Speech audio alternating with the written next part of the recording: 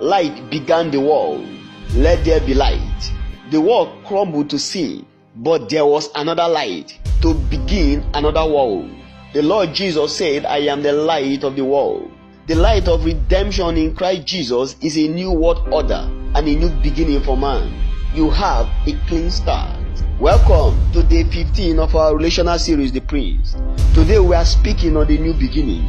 The light of redemption is a new knowledge on earth. Redemption is a new world for humanity, a new life on earth. Redemption is a new day. More than that, it is the day.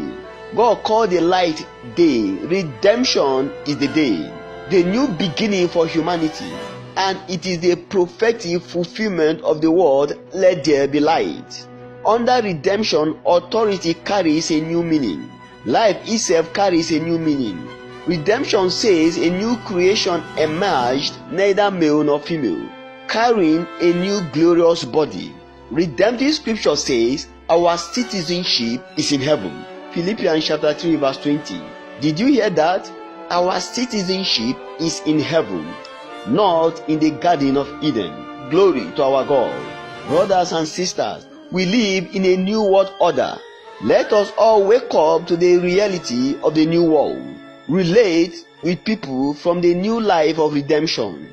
See people with the eyes and heart of redemption, and you will be seeing a brand new world. Under redemption, the template for love is redefined. Authority is redefined. All things are reclassified, redefined, renewed, regenerated, and reinvigorated to a new life, the life of God. Redemption in Christ Jesus teaches that there should be no reason to love. We simply love. It is borderless love. Loving people who hate us. Loving people who are completely loveless. Loving all people. Let's hear the scripture. 1 John chapter 4 verses 7 to 8 and then 10 to 12. Dear friend, let us love one another, because love is from God. Everyone who loves has been fathered by God and knows God. The person who does not love does not know God, because God is love. In this is love, not that we love God, but that He loved us and sent His Son to be the atoning sacrifice for our sin. Dear friends, if God so loved us, then we also ought to love one another. No one has seen God at any time.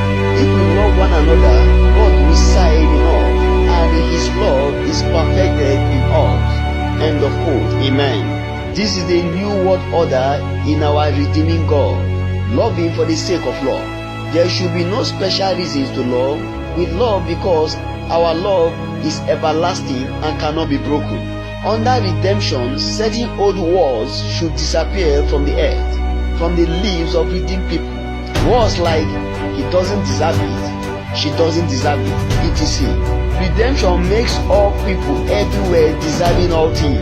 God warned even the foremost apostle Peter in Acts chapter 10 verse 28 that he should not call any man common or unclean, any man common or undeserving, any man.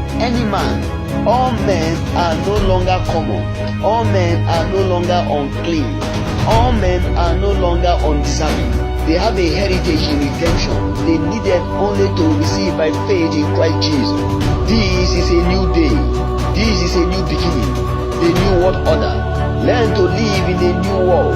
Relate from new perspectives of redemption. See all people from redeemed eyes. Speak to all people with redeemed voice. Even the vilest offender on earth is no longer common and unclean if he or she can only run to the fountain open to us for sin and uncleanness, the blood of the Lamb.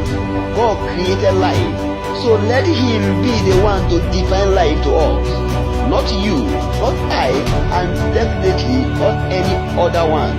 God defines life, and He says, the man is the head, the woman is the body. The body bears the head leads the body. None is detachable. Both are joined together for life in one flowing blood. The head leads, the body bears the head to live. This is redemption life, a key part of the new world order.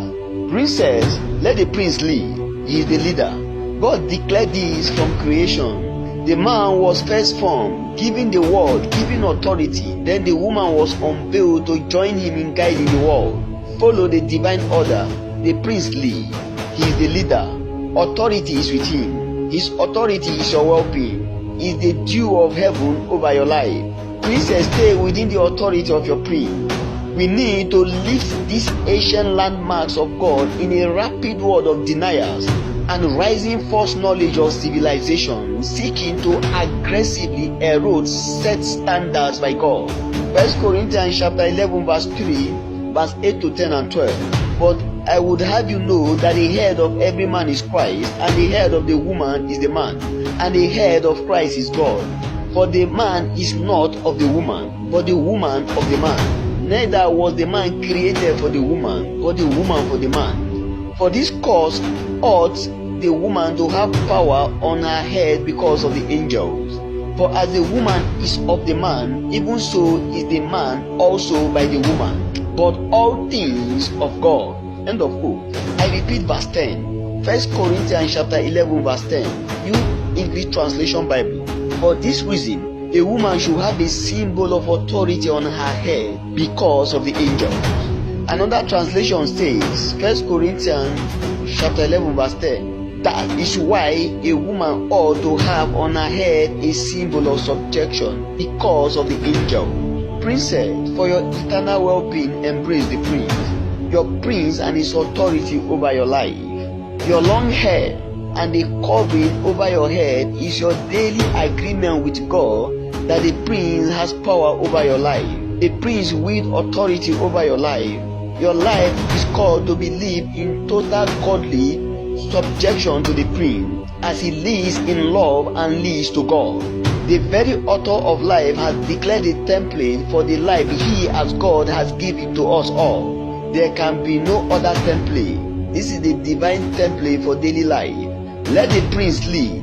Let your prince lead. And as you lead in love, lead to God. Dear prince, thank you. God bless you. Amen. Grace and David Abubakar with love.